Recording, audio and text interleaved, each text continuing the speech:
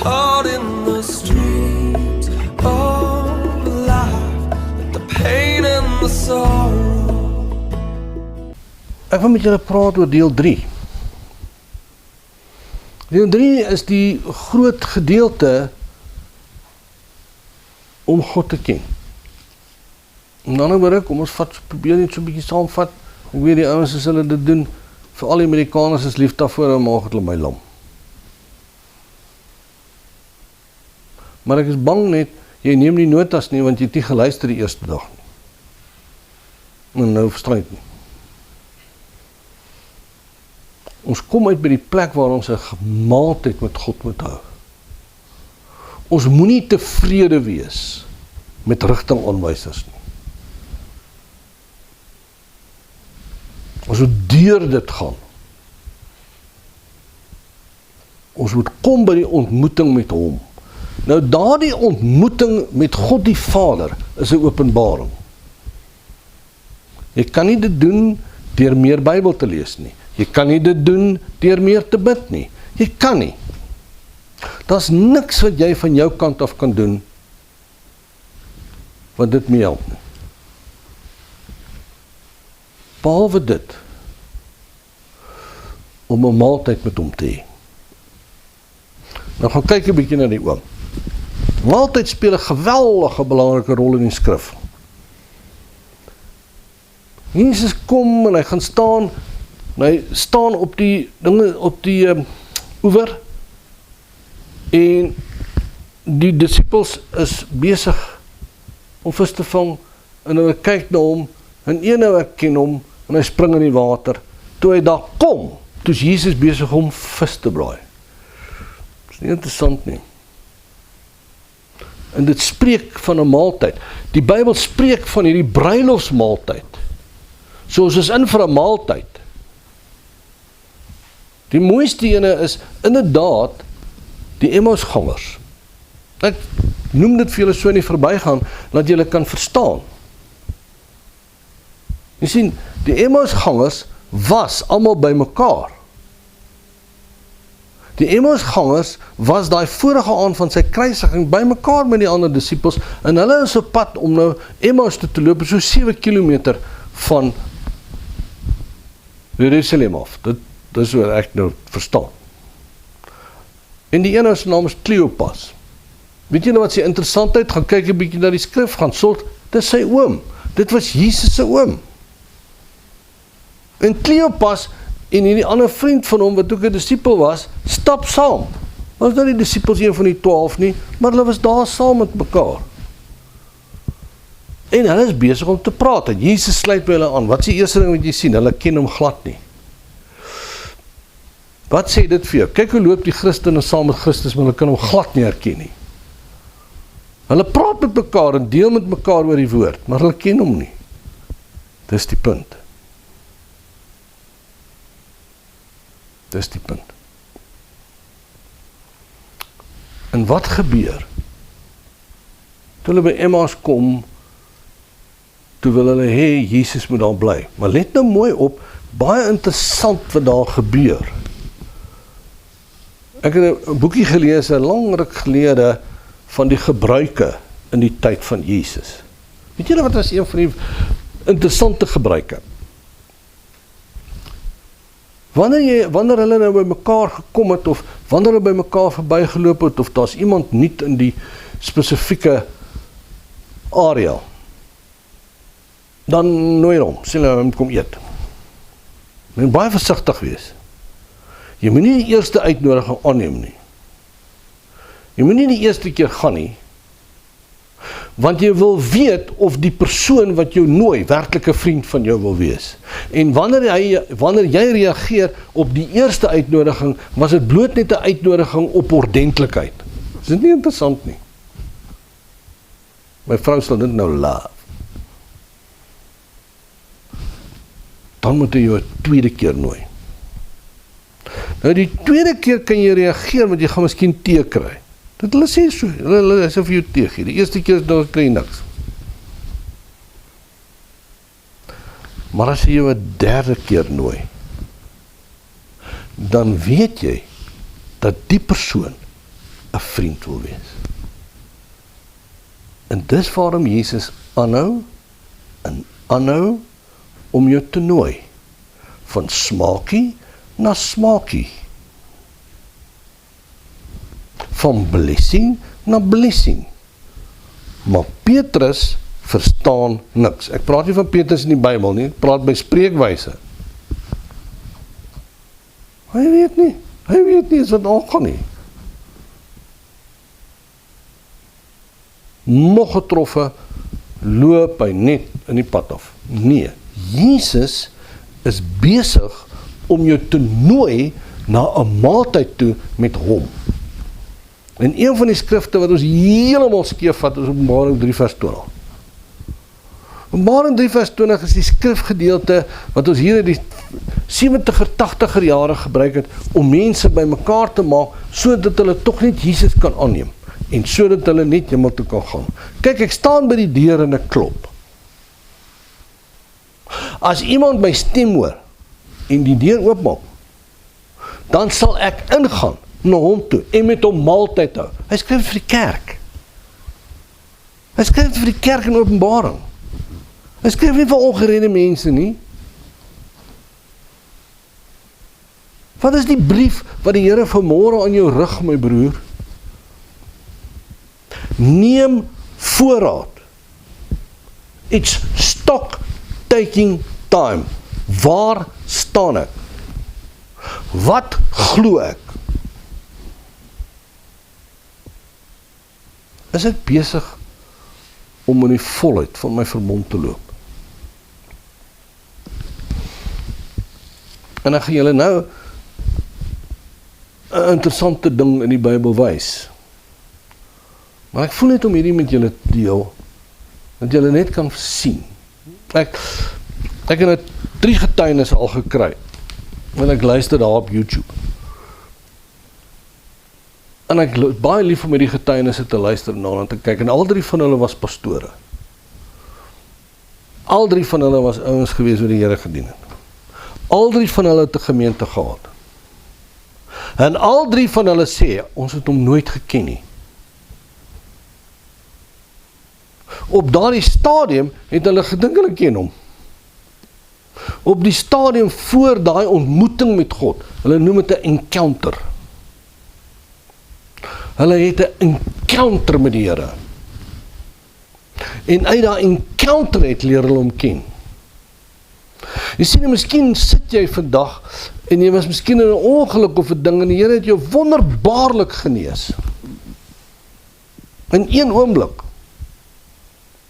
In my geval het hulle hande op my gelê. Daar was 'n groot probleem met my heup. Ek was oombliklik genees. En ek het net aangegaan met my lewe. Woensdagmiddag toe klap ek in die man en die bier en die brandewyn laat dit loop. Want ek het net die blessing gesien. Miskien het jy vanmôre net gedeeltelik aangeraak. Miskien hou jy net in die lewe. En daar 'n verdieping gekom. Kan jy vir my vertel dat nadat die Here my aangeraak het, is ek besot het met hom. Hy sien alles in my lewe. Want jy sien, ons moet versigtig wees om dit te verhef en te sê dit is gelyk aan verhouding. Dis nie so nie. Jy sien, hierdie pastoor was 'n baptiste pastoor en hy het hierdie kragtige ontmoeting met die Here gehad. Ek wil nou nie vir julle vertel wat nou met hom gebeur het of hoe dit gebeur, maar Jesus het vir hom 'n werklikheid geword. Jy kan dit gaan lees in Johannes 14 vers 21, 'n belofte uit die skrif uit. Dit word vir hom 'n werklikheid. En van daai oomblik af het hy hierdie liefde vir die mense. En hy gaan toe na sy gemeente toe en hy sê, hulle moet vas en bid vir 40 dae as 'n gemeente. En hier by die 20ste dag van hierdie vas, 30ste dag, kan ek nie onthou nie, toe gee die Here by wyse van 'n visie vir hom 'n belofte oor die krag wat lê in die doopwater. Weet jy wat gebeur? Elke keer as hulle in die water ingaan, dan verander die ou se lewe heeltemal. Daar's iets in redding, mense.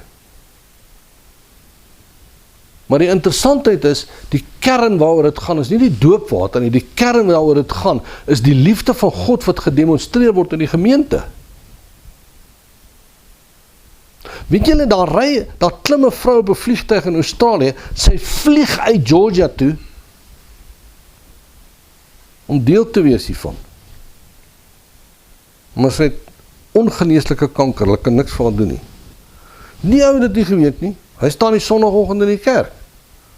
Hulle is besig om te sing, die stap 'n vrou agter, kom in die kerk ingeloop. Dis nou heel aan die begin, net toe hy hierdie ervaring gehad het, hierdie ontmoeting met Jesus.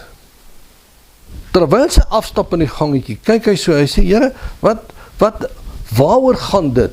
Hy ken haar glad nie. Die Here sê vir hom, demonstreer my liefde.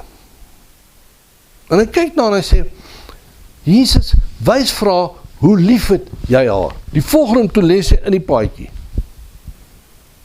Toe sy daar opstaan, is sy 100% genees. Weet nie of hulle nou die doktersverslag gekry, maar sy is genees. Raai wat, 45 families verlaat die kerk. 45 van die families in daai ou se kerk verlaat die kerk. Want dis nie hulle gebruik nie. Dis nie hoe dit werk nie. Ek wil vir julle 'n skrifgedeelte voor uit Markus 8. En ek sê julle aanbeveel om tog maar 'n Bybel te kry, om nader te sleep. Sla daai 2 treinspoor knoppie, dit beteken stop. Kry 'n Bybel en kom sit by my. Van vers 1 af begin hy verduidelik, en kyk wat loop in Jesus se hart. Vers 2, I have pity and sympathy for the people, and my heart goes out to them. Waarom? Ons honger. Hoekom? Ons nog 3 dae by hom. Dis die tweede vermeerdering van die brode. Ain't that something? Dis 'n tweede vermeerdering van die brode, en ons kyk daarna, dis 4000 mense, 7 brode, en 'n paar visse. Word heeltemal anders beskryf. Nou moet jy onthou, hierdie klomp tonge, hierdie disippels wat saam met hom geloop het, wat hulle lewe met hom gedeel het, het die heeltyd interaksie met Jesus. Hulle is die heeltyd besig om kerk toe te gaan saam met hom. Hulle is die heeltyd besig met Bybelstudie. Hulle is besig met omgee groepies. Hulle sien hoe hy die brood vermeerder die eerste keer. Hulle sien hoe hy die brood vermeerder die tweede keer.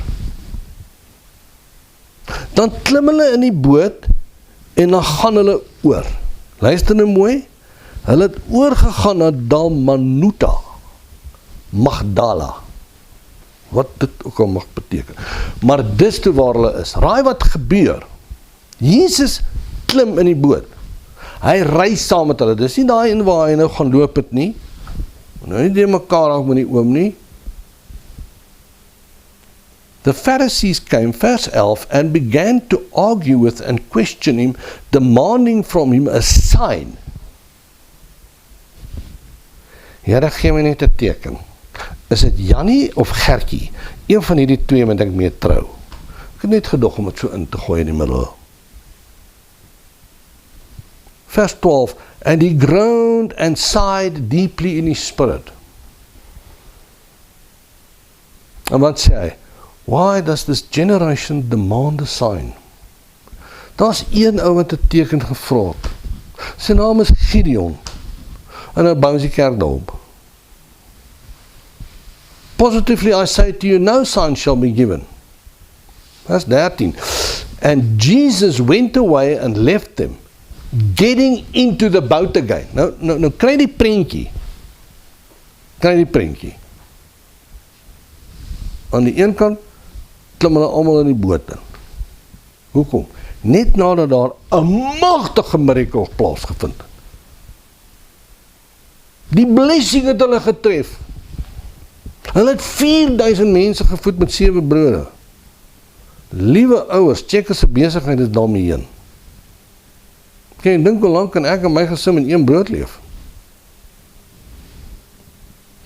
Hulle klim terug in die boot en hulle ry. En terwyl hulle terugry, sê Jesus, look out, keep on your guard, beware the leaven of the Pharisees and the leaven of Herod. Kyk wat doen hierdie Spanjaarde nou.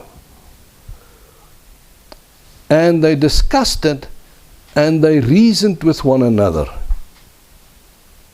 It is because we have no bread. So hulle luister na Jesus. En na wat hy sê. Toe sê hulle, weet jy wat hy beteken nie? Wat sê jy seun? Ek weet nie wat hy aangaan. O, weet jy wat? Jesus het agterkom, ons het nie die brood ingepak. Dit by die huis vergeet. Ons almal gaan nou vrek vir die honger. Maar weet jy wat? Hulle het nou net 'n miracle gesien. Jesus is op een bladsy, hulle is op 'n ander bladsy. Waarom? Hulle ken hom nie. Ek is op een bladsy met my kanker en ek soek hom met alles in my lewe, maar Jesus is op 'n ander bladsy. Maar ons kyk ons vas in die blessing. Ons het nooit 'n ontmoeting met sy hart nie. Jesus Christus, dis allemaal rof hoor. Wel, check hier. And being aware of it, met ander woorde, Jesus weet wat is hulle nou besig om te redeneer. Jesus said to them, why are you reasoning and saying it is because you have no bread? Luister nou. Do you not yet discern or understand?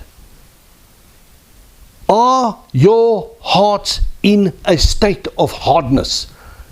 Daar is die bevestiging van die boodskap volgende. Is jou hart verhard, broer?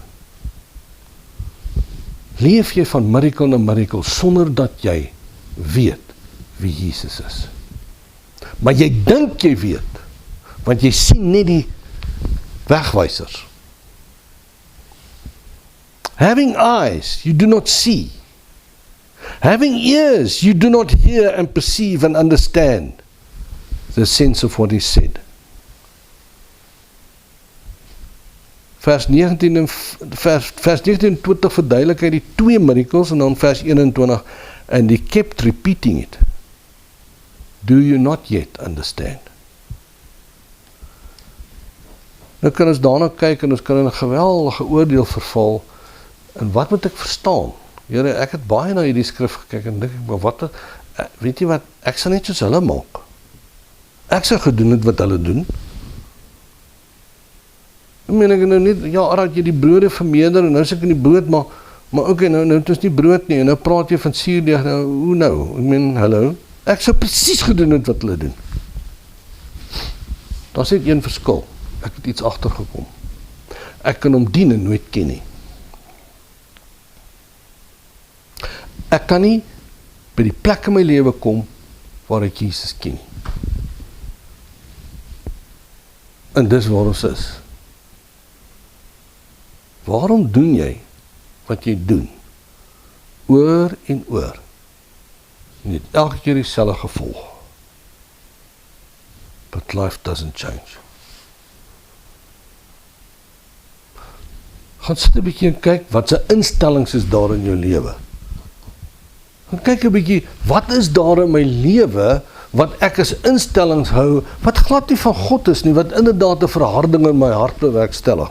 En wanneer ek 'n verharding in my hart bewerkstellig, dan kan ek nooit van die Heilige Gees verneem nie.